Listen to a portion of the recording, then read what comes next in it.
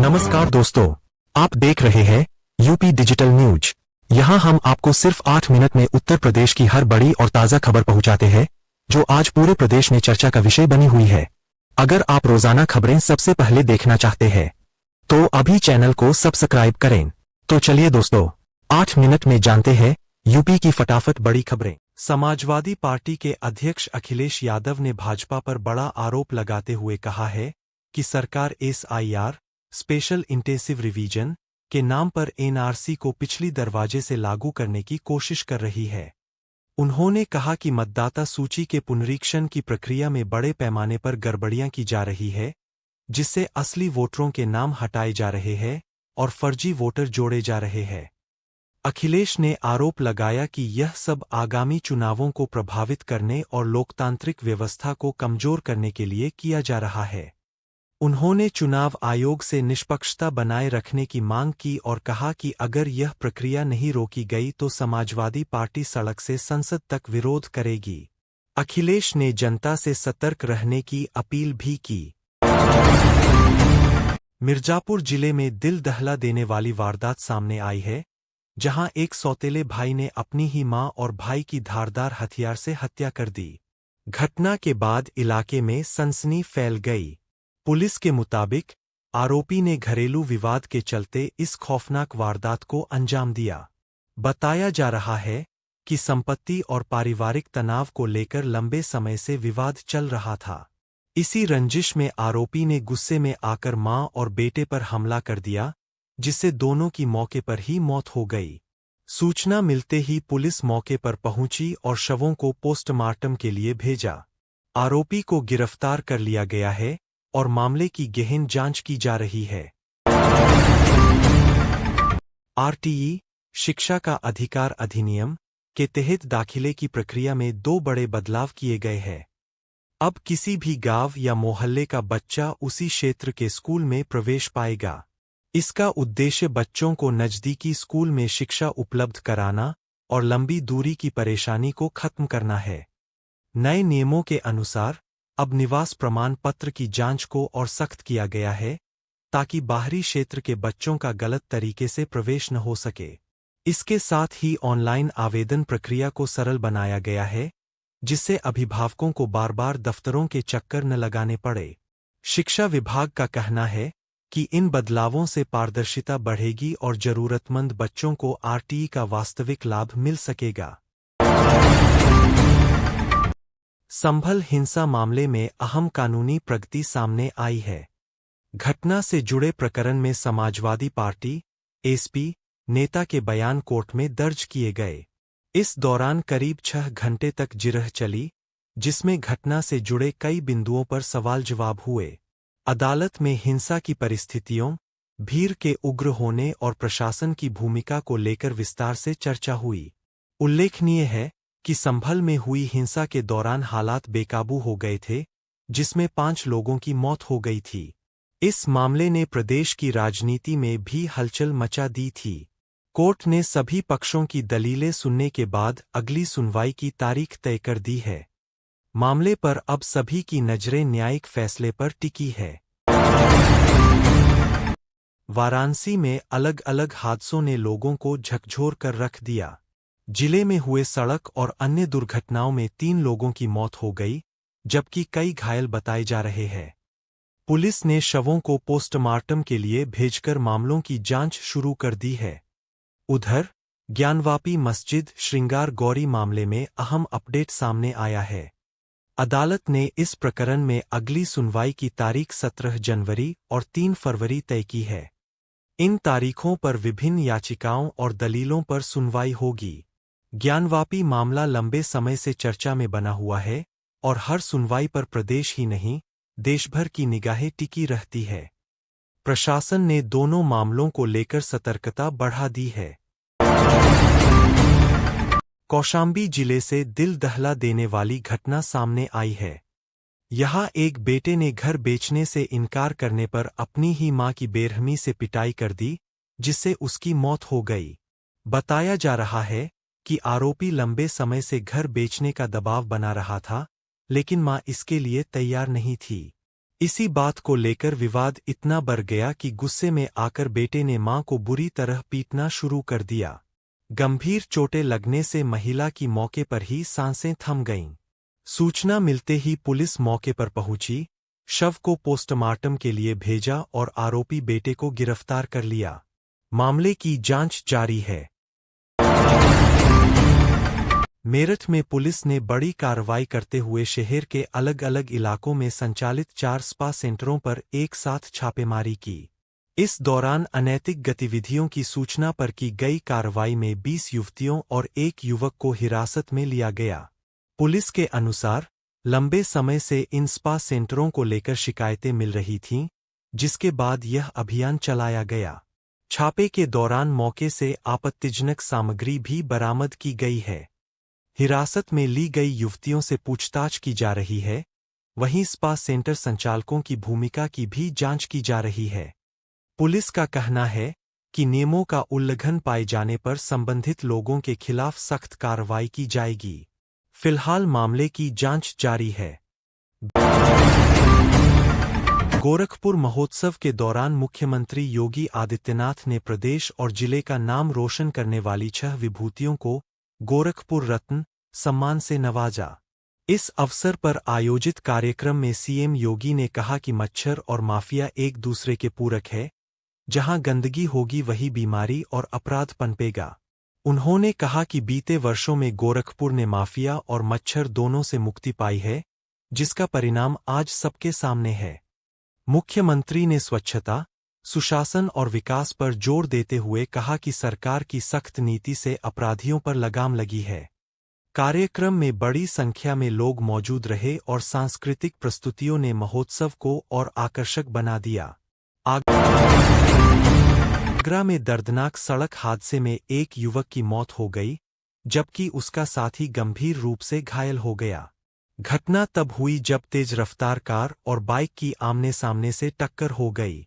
टक्कर इतनी जबरदस्त थी कि बाइक सवार दोनों युवक करीब 15 फीट दूर उछलकर सड़क पर जा गिरे। आसपास के लोगों ने तुरंत पुलिस को सूचना दी और घायलों को अस्पताल पहुंचाया। डॉक्टरों ने एक युवक को मृत घोषित कर दिया, जबकि दूसरे की हालत नाजुक बनी हुई है। पुलिस ने शव को पोस्टमार्टम के लिए भेज दिया है और दुर्घटनाग्रस्त कार को कब्जे में ले लिया है। हादसे के कारणों की जांच की जा रही है। अज्ञात वाहन की टक्कर से हुए भीषण सड़क हादसे में 2 युवकों की मौके पर ही मौत हो गई। टक्कर इतनी तेज थी कि बाइक में आग लग गई और दोनों युवक सड़क पर गिरते ही उसकी चपेट में आ गए। देखते ही देखते बाइक धू-धू कर जलने लगी, जिससे दोनों के शव बुरी तरह झुलस गए।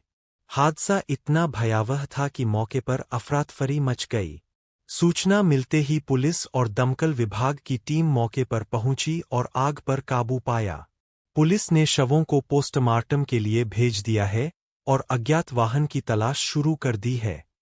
आसपास लगे सीसीटीवी कैमरों की भी जांच की जा रही है। नोएडा में कड़ाके की ठंड ने लोगों को बेहाल कर दिया है। सोमवार को इस सीजन का अब तक का सबसे ठंडा दिन दर्ज किया गया, जब न्यूनतम तापमान गिरकर 3 डिग्री सेल्सियस तक पहुंच गया। सुबह और रात के समय ठंडी हवाओं के साथ घना कोहरा भी देखने को मिला, जिससे जनजीवन प्रभावित रहा। मौसम विभाग ने आज के लिए येलो अलर्ट जारी किया है और लोगों को सतर्क रहने की सलाह दी है। बुजुर्गों, बच्चों और बीमार लोगों को विशेष सावधानी बरतने को कहा गया है। ठंड के चलते सड़कों पर आवाजाही कम रही, वही लोग अलाव और गर्म कपड़ों का सहारा लेते नजर आए। आजमगढ़ जिले के अतरौलिया क्षेत्र में 2 अलग-अलग सड़क हादसों से इलाके में हड़कंप मच गया। पहले हादसे में अज्ञात वाहन की टक्कर से एक चरवाहे की मौके पर ही मौत हो गई। बताया जा रहा है कि चरवाहा सड़क किनारे अपने पशुओं को लेकर जा रहा था, तभी तेज रफ्तार वाहन ने उसे कुचल दिया। दूसरे हादसे में 2 लोग वाहन की टक्कर से गंभीर रूप से घायल हो गए। स्थानीय लोगों की मदद से घायलों को नजदीकी अस्पताल में भर्ती कराया गया, जहां उनकी हालत नाजुक बताई जा रही है। सूचना मिलते ही पुलिस मौके पर पहुंची, शव को पोस्टमार्टम के लिए भेजा और दोनों मामलों की जांच शुरू कर दी है। पुलिस अज्ञात वाहनों की तलाश में जुटी है। उत्तर प्रदेश सरकार ने बड़े प्रशासनिक फेरबदल में 5 प्रमुख सचिवों को अपर मुख्य सचिव (ACS) के रूप में पदोन्नत किया है। इसमें संजय प्रसाद और आशीष कुमार गोयल प्रमुख हैं।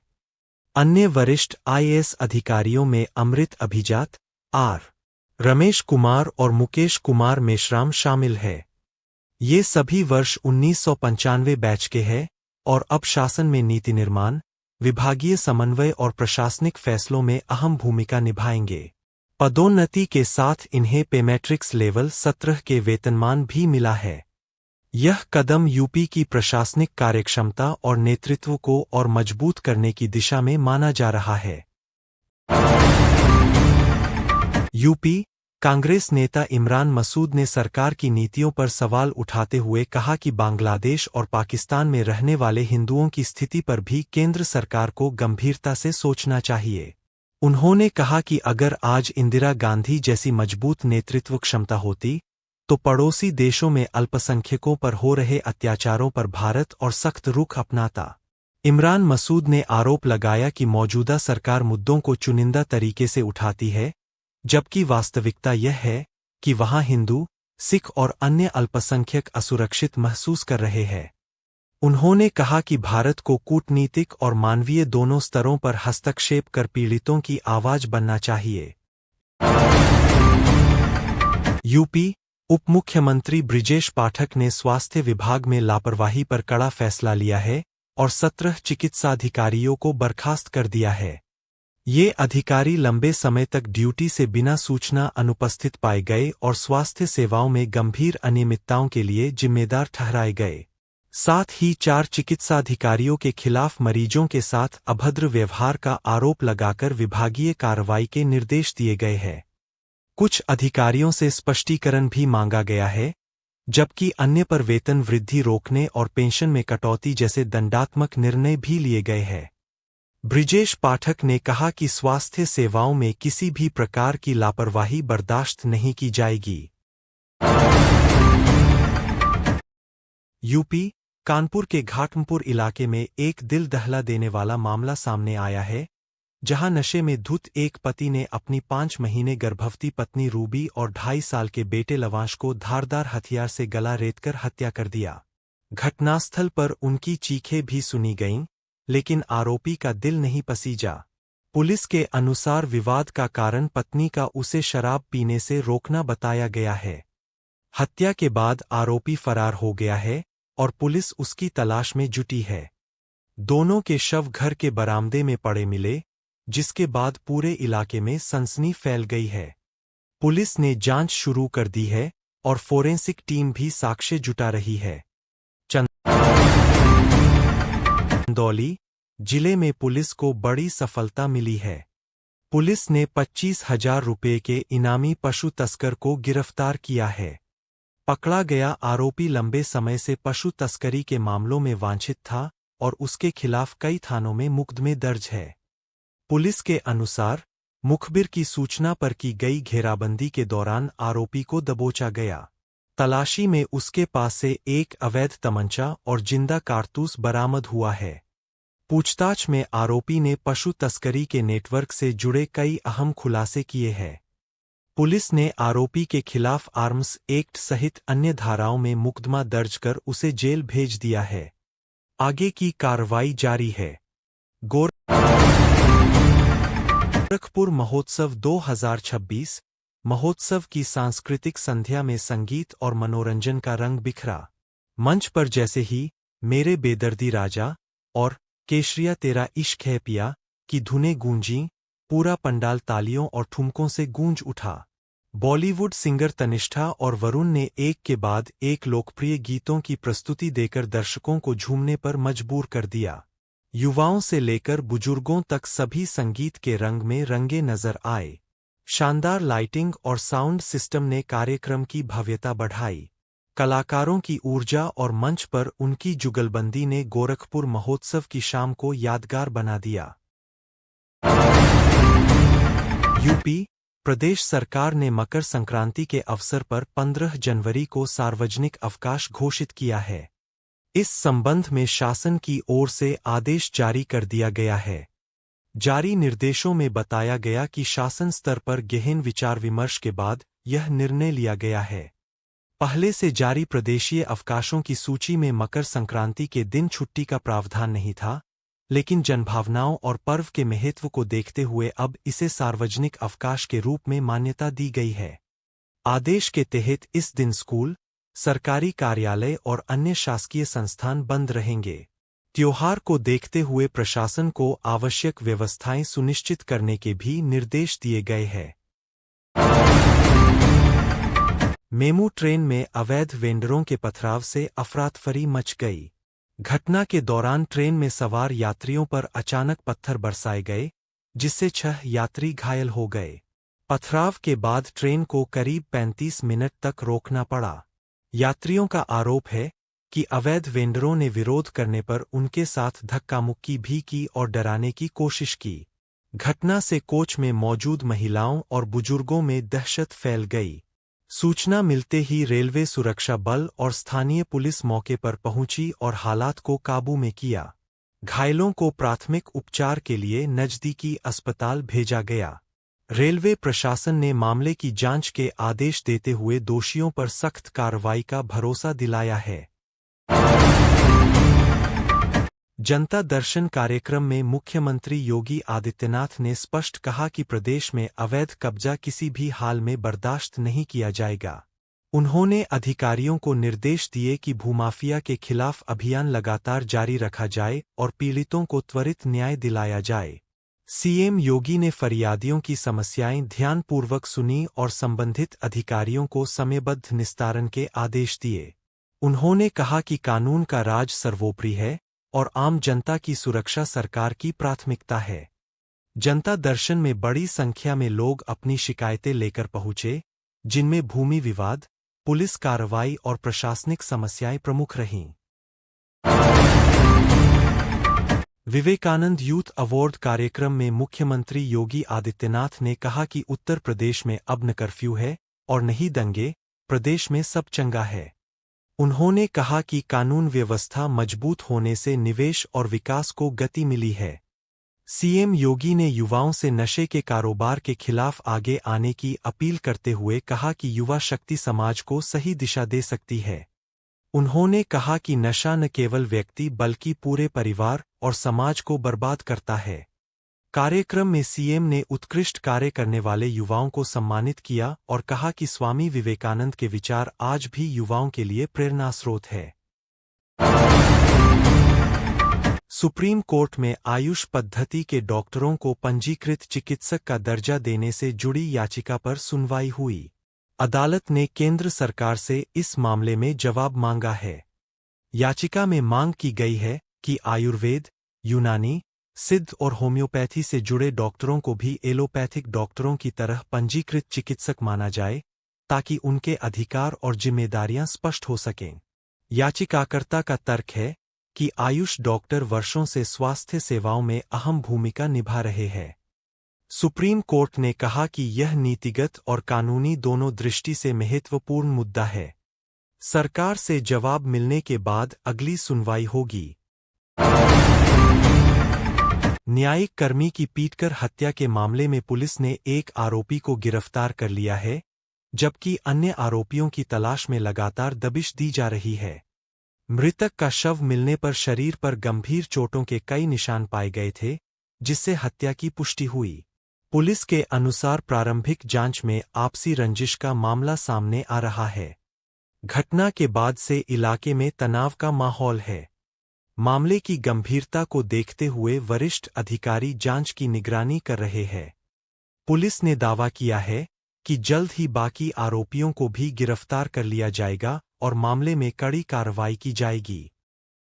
दोस्तों, अगर आपको हमारा यह वीडियो पसंद आया हो तो लाइक करें, शेयर करें और यूपी डिजिटल न्यूज को सब्सक्राइब जरूर करें।